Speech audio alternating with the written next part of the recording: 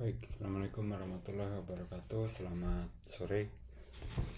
Jadi saya ingin menyampaikan video ini ke mahasiswa pasca sarjana ya. Mau S2, mau S3, mau mahasiswa yang di kampus saya atau mahasiswa yang di luar kampus saya, tidak ada masalah. Jadi untuk mahasiswa S2 secara umum ya. Jadi saya ingin menekankan saja masalah perilaku ya, kebiasaan sebagai mahasiswa S2 dan S3.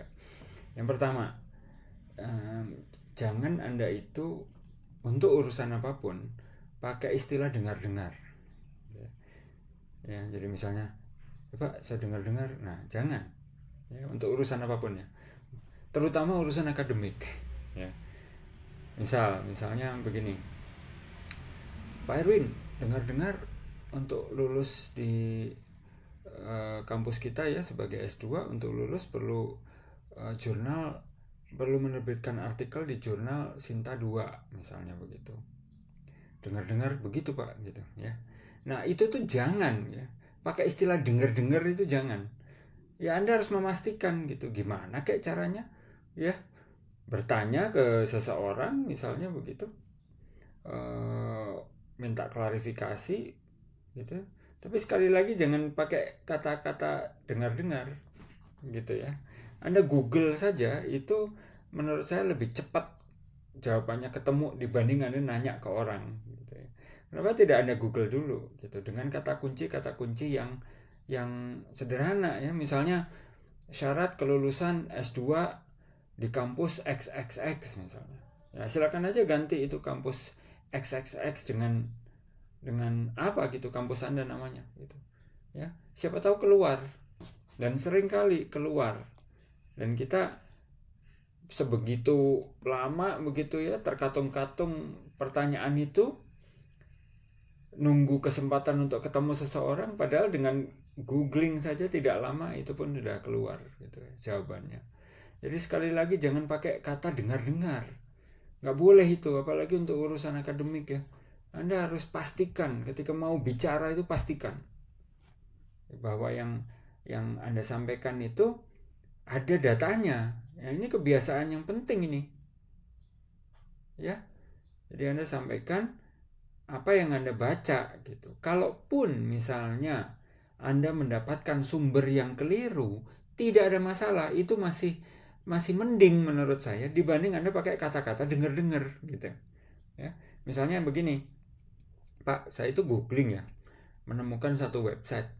Kok menurut website itu untuk lulus S2 tidak perlu Sinta 2, cukup misalnya jurnal yang terakreditasi saja gitu. Tidak perlu Sinta 2 misal gitu ya.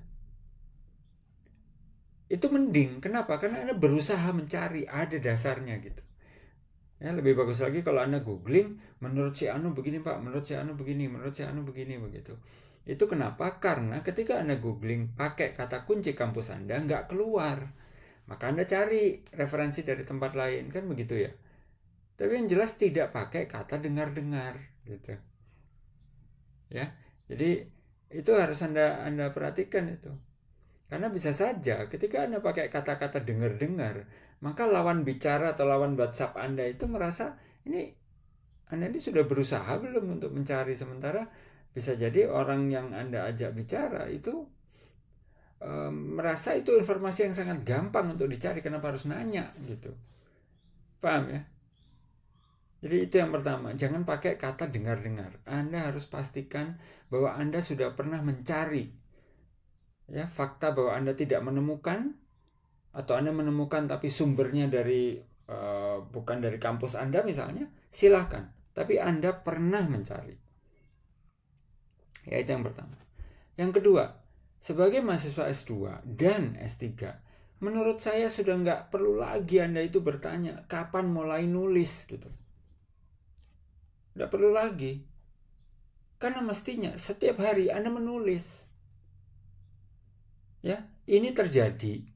Kenapa pertanyaan Anda kapan menulis itu terjadi? Karena Anda turun-temurun diposisikan bahwa yang namanya menulis adalah hanya untuk dikirimkan ke jurnal. Itu salah saya juga, mungkin sebagai senior Anda. Salah dosen yang lain mungkin jadi senior Anda. Ya, salah kami gitu. Tapi dengan video ini saya rubah itu. Ya. Anda nggak perlu nanya kapan mulai menulis. Mestinya ya sejak hari pertama Anda masuk sebagai mahasiswa S2 dan S3, Anda menulis. Kenapa? Karena menulis itu artinya luas. Dan percayalah, ketika Anda menempatkan menulis itu sebagai satu aktivitas yang sifatnya luas, ya, apapun ditulis, apa-apa berusaha diterjemahkan ke dalam bentuk tulisan, ya, maka Anda tidak lagi mencari material untuk bisa menulis yang pada akhirnya Anda akan kirim ke jurnal. Anda nggak perlu nyari, karena sudah banyak itu. Ya, di handphone Anda banyak, di laptop Anda banyak, di buku tulis Anda ini banyak, gitu ya. Anda tinggal memilih aja mana yang relevan dengan apa yang akan Anda tulis dan Anda kirimkan ke jurnal. Itu mestinya. Nggak perlu lagi Anda nanya, kapan ya saya mulai menulis Pak, gitu. Nggak perlu. Ya mestinya sejak hari pertama Anda itu menulis. Apapun Anda tulis. Masa iya sebagai mahasiswa S2 dan S3 gitu ya, setiap hari menulis? Nggak ada yang ditulis itu yang berkaitan dengan topik risetnya, ya nggak mungkin lah. Pasti ada. Entah itu di tahap pendahuluan kek, entah itu di tahap tinjauan pustaka kek, atau di tahap analisis kek. Ya, pasti ada. Walaupun memang sekali menulis itu mungkin tidak selesai. Karena cuplikan Anda terjemahkan dari apa yang Anda pikir ke dalam tulisan gitu. Pasti nggak selesai. Tapi kalau cuplikan itu dicopotin, kemudian ditempel, maka akan jadi gambarnya. Jadi sekali lagi, Anda nggak perlu nanya kapan mulai nulis. Setiap hari Anda nulis dan mulai hari pertama Anda menulis. Ya, ini supaya clear aja ini. Karena sebagai pembimbing, sebagai promotor, seringkali ibu dan bapak itu sudah kehabisan kata-kata, Pak, kehabisan energi gitu, bahkan untuk menjawab pertanyaan Anda seperti itu tadi udah habis energinya. Gitu ya. Maka saya menggantikan energi mereka itu dengan video ini, bahwa nggak perlu nanya, mestinya tiap hari Anda nulis dan sejak hari pertama. Gitu ya. Jadi apa tadi pesan yang pertama? Jangan pakai istilah dengar-dengar. Jadi Anda harus cari betul, temukan betul. Kalau memang nggak ketemu, buktikan bahwa Anda pernah mencari gitu dan sudah mencari. Ya, yang kedua, kapan Anda menulis? Ya, Anda menulis sejak hari pertama masuk sebagai mahasiswa S2 atau S3 dan setiap hari Anda harus menulis. Itu yang kedua. Yang ketiga, apa yang ditulis, Pak? Gitu. Ya. Ya macam-macam. Apa saja, mau kuliah kek, mau penjelasan dosen, mau Anda ngobrol sama dosen, mau Anda baca artikel punya orang lain ya untuk Anda resumekan sebagai bahan untuk tesis Anda misalnya, itu Anda tulis. Banyak yang Anda tulis. Anda bahkan bisa menulis materi di YouTube nih. Ya, daripada Anda nonton YouTube yang aneh-aneh, Anda nonton YouTube lah yang berkaitan dengan tesis Anda. Banyak sekali yang ada di YouTube itu menjadi pelajaran Anda. Ya, Anda tulis kayak itu, Anda resumekan, kemudian Anda cari dasar referensinya dalam bentuk artikel, ya, karena video YouTube kan sampai hari ini tidak bisa Anda jadikan referensi primer, ya, sebagai sekunder, sebagai pendukung boleh, tapi kalau primer nggak bisa. Maka Anda harus cari kalimat-kalimat, statement-statement orang yang ada di YouTube itu, barangkali dia sendiri punya artikel yang dia jelaskan, atau Anda mencari artikel punya orang lain yang berkata hal yang sama, gitu. Jadi banyak yang Anda tulis. Ya. Ya, itu yang ketiga ya. Apa yang Anda tulis, Pak? Ya semua bisa Anda tulis, ya. Nomor 3. Yang keempat, format menulis, oke? Nah, format menulis itu yakinkan Anda semua di kampus masing-masing sudah mencari tahu bahwa kampus Anda itu punya atau tidak template-nya. Itu satu, punya atau tidak. Segera tanya, segera cari tahu. Ya. Karena Anda harus menulis disertasi kan, atau menulis tesis kan. Template-nya Anda harus tahu. Ya, karena walaupun saya bukan orang yang setuju dengan template, tapi sebagian banyak orang yang lain itu ya sangat perlu template. Jadi Anda mungkin tidak akan bisa sidang kalau tesis atau disertasi Anda tidak mengikuti template. Tanya, ada atau tidak? Begitu ada, maka Anda langsung download. Langsung download saat itu juga. Jangan nunggu-nunggu, langsung download. Kemudian dipelajari. Ya, itu yang keempat. Cari tahu template tesis atau disertasi Anda ada atau tidak. Kedua, langsung download. Ya, itu hal yang keempat. Yang kelima, pelajari outline-nya. Jadi kalau Anda punya template, pelajari outline-nya. Karena siapa tahu outline tesis atau outline disertasi Anda itu tidak semengikat yang Anda pikirkan, tidak semengikat atau tidak sedefault atau tidak sekaku apa yang Anda pikirkan. Bisa jadi. Sebagai contoh, di kampus saya yang namanya template itu yang dibicarakan, yang tertulis betul eksplisit hanya 2 bab. Bab pertama adalah pendahuluan, bab kedua adalah tinjauan pustaka. Jadi bab 3, 4, 5 dan seterusnya nggak pernah diatur. Jadi tentu Anda bisa mencari tahu dan Anda bisa berkreasi bab 3, 4, 5 dan seterusnya itu isinya apa. Betul ya?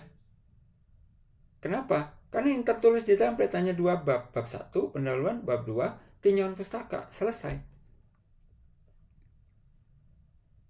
Gitu ya. Jadi nomor 4 tadi apa? Template-nya cari tahu. Kalau sudah ketemu, download, buka, pelajari. Yang kelima, apa yang Anda pelajari? Outline-nya. Yang disebut tesis itu apa? Yang disebut disertasi itu apa? Ya. Karena siapa tahu template di tempat Anda tidak sekaku yang Anda pikirkan gitu. Karena Anda selama ini kan hanya dengar-dengar gitu. Nah, ini bahayanya dengar-dengar. Ya, saya bicara keras sekali. Bahayanya dengar-dengar itu ini gitu. Karena Anda dengar-dengar kaku, Anda dengar-dengar harus ini, bab 3 harus ini, bab 4 harus ini, dan seterusnya semua dengar-dengar. Setelah Anda pelajari, ternyata yang diatur hanya 2 bab. Pendahuluan bab 1 dan tinjauan pustaka bab 2. Selesai. Sisanya bebas. Tentu sesuai dengan persetujuan dengan siapa? Promotor Anda. Sudah, selesai. Itu yang kelima.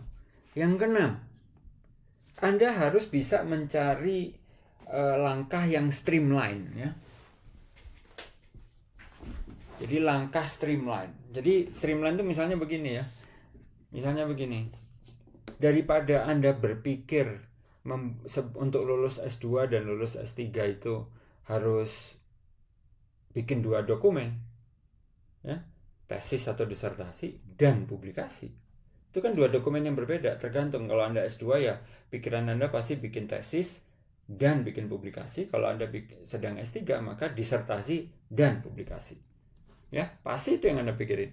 Ya, bikin 2. Padahal kalau Anda perhatikan betul, nggak pakai dengar-dengar, ya, template tesis atau disertasi Anda itu kalau memang tidak kaku, maka Anda bisa melakukan 2 hal itu bersamaan. Itu yang saya sebut dengan streamline. Jadi Anda bisa nulis paper, sekaligus paper itu menjadi disertasi, ya, berdasarkan template tadi. Ya, nah sekarang pertanyaan saya. Mana ada paper di jurnal yang bab 1-nya bukan introduction atau pendahuluan? Ada tidak? Pasti tidak ada. Ya. Yang kedua, tidak ada satupun makalah di jurnal yang tidak ada literatur review dengan berbagai variasi judul babnya ya. Tapi intinya isinya literatur review. Rasanya nggak ada. Pasti ada. Jadi 2 bab ini, dengan membuat 2 bab ini, maka Anda sebenarnya sudah sekali jalan. Buat jurnal, bab 1-nya sama, bab 2-nya sama. Buat tesis atau disertasi, bab 2-nya dan bab 1-nya sama. Ya, kenapa nggak berpikir begitu saja? Mungkin Anda bertanya, Pak Erwin, ada tidak yang ada di tesis tapi tidak ada di publikasi? Jadi ketika Anda berorientasi ke paper, ada komponen di tesis atau disertasi yang nggak ada ternyata. Jawaban saya ada, setidaknya 2. Ya, yang saya ingat setidaknya hanya 2. hipotesis dan asumsi. Dua komponen ini atau subbab ini kalau di paper jurnal tidak lazim ada. Ya. Tapi tidak dilarang juga kalau itu ditulis. Ya, sekali lagi ya. Hipotesis dan asumsi itu tidak lazim ada di paper jurnal. Tapi kalau Anda tulis dua-duanya sebagai paper jurnal, tidak ada yang melarang juga. Artinya apa? Jadi Anda betul-betul bisa menulis artikel untuk jurnal itu, Anda save as jadi tesis atau jadi disertasi. Sebenarnya tidak ada yang melarang. Ada yang melarang? Nggak ada. Ada yang bilang itu self plagiarism? Nggak juga. Kenapa harus dibilang self plagiarism? Kenapa harus dibilang plagiarism? Itu memang dokumen yang sama, cuman dikirimkan untuk dua komponen yang berbeda. Dan dua-duanya karya Anda. Memang karya Anda. Kecuali Anda nyuri lagi dari orang lain. Ya, jadi tidak ada seperti itu. Ya, lain kali saya ceritain waktu saya dulu lulus S3 ya, ada beberapa hal yang saya bisa ceritakan. Tapi intinya, kalau Anda melakukan ini sebenarnya tidak salah. Anda nulis artikel dengan outline seperti artikel, ya. Tapi bab 1 dan bab 2-nya terus ada hipotesis dan asumsi, Anda mengikut template tesis atau disertasi. Nggak ada masalah. Dan di luar negeri juga begitu. Kecuali tesis dan disertasi untuk social science memang agak berbeda. Biasanya mereka memang secara eksklusif memposisikan tesis atau disertasi itu menjadi sebuah buku, jadi sebuah cerita yang mengalir seperti sebuah buku saja gitu. Jadi tidak bisa di breakdown seperti yang cerita saya tadi gitu ya, belum tentu bisa ya. Tapi kalau untuk bidang engineering mestinya bisa ya. Itu yang nomor 6 ya. Saya ulang, yang nomor 6 tadi apa? Kenapa Anda tidak mendesain cara kerja yang streamline, sekali pukul nyamuk sama lalat kena gitu, sekali dayung 2-3 pulau terlampaui. Itu yang saya inginkan, supaya Anda nggak terlalu berat mikirnya gitu. Karena seolah-olah sekolah itu artinya bikin 2 dokumen, tesis iya, publikasi iya, disertasi iya, publikasi iya gitu. Padahal seharusnya nggak perlu begitu. Kenapa? Karena template tesis dan template disertasi di kampus Anda belum tentu sekaku yang Anda pikirkan. Itu karena Anda masih pakai rumus dengar-dengar begitu. Ya. Jadi sekali lagi jangan pakai dengar-dengar, itu sumber masalah. Oke? Yang terakhir, yang ke-7 ya, masalah syarat publikasi untuk lulus. Nah, ini Anda perlu pelajari betul pedoman yang dikeluarkan oleh sekolah pasca sarjana atau apapun yang mengelola S2 dan S3 di tempat Anda, bisa prodi ya, terserah. Tapi Anda telusuri betul aturan yang mengatur tentang itu. Apa betul yang namanya publikasi adalah syarat untuk kelulusan, ataukah publikasi sebagai syarat, sebagai predikat kelulusan? Ya, sekali lagi saya ulang. Anda harus cek betul-betul apakah paper itu sebagai syarat untuk lulus, atau paper itu sebagai syarat untuk menentukan status kelulusan Anda. Apa yang dimaksud dengan status kelulusan? Cum laude, sangat memuaskan, dan memuaskan, atau apapun predikat yang ada di kampus Anda. Itu yang namanya predikat. Jadi paper itu untuk apa? Untuk kelulusan atau untuk predikat kelulusan? Itu Anda harus pelajari. Jangan sampai Anda juga iya sambil terus menggerutu padahal sebenarnya tidak diatur. Ya, dan saya kok yakin bahwa tidak ada kampus yang secara eksplisit bilang bahwa kalau tidak ada publikasi artinya Anda tidak dapat lulus. Nah, yang sering dilakukan adalah menuliskannya dalam bentuk predikat. Jadi kalau Anda ingin lulus cum laude, maka begini. Kalau ingin lulus grade setelahnya lagi, maka syaratnya begini. Dan pasti ada klausul terakhir, kalau Anda tidak memenuhi syarat untuk predikat A dan B, maka predikatnya C. Ya, silakan diganti saja A, B, C itu apa. Nah, tapi intinya Anda pelajari betul dan nggak pakai dengar-dengar. Itu yang nomor 7. Ya, silakan Anda cari syarat kelulusan itu apa sebenarnya. Ya.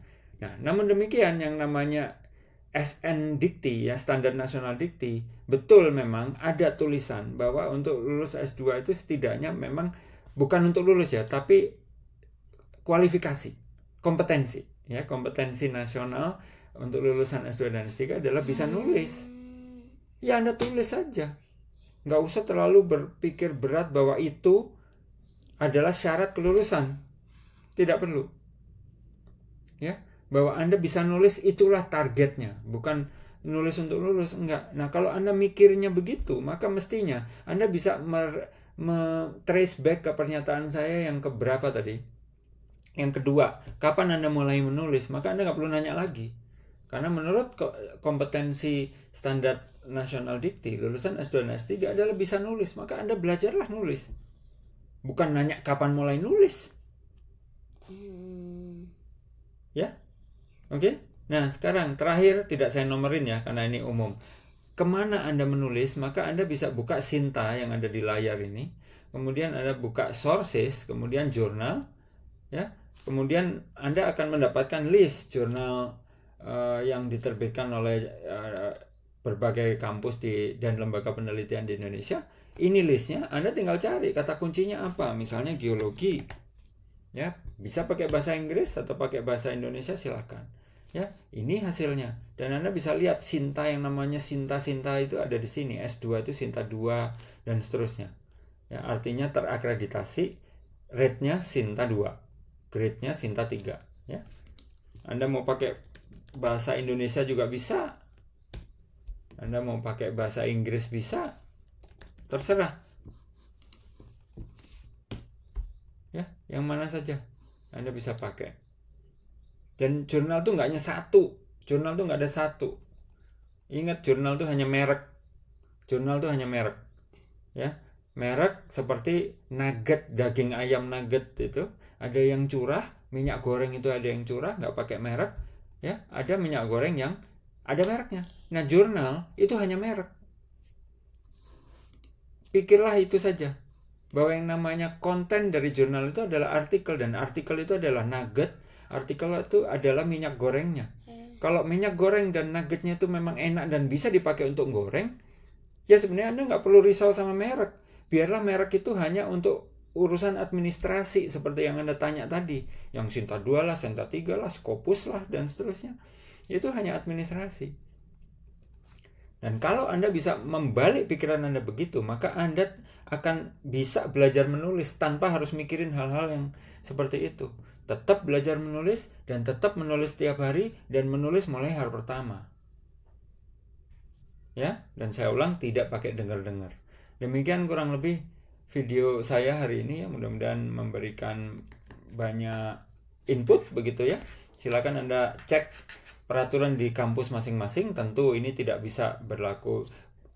7 hal yang saya sampaikan tadi bisa jadi sebagian saja yang berlaku universal, dan sebagian lagi mungkin akan bergantung dengan peraturan dari kampus masing-masing ya. Silakan dicek. Yang penting Anda harus ngecek betul, tidak pakai dengar-dengar. Demikian, terima kasih. Selamat sore. Assalamualaikum warahmatullahi wabarakatuh.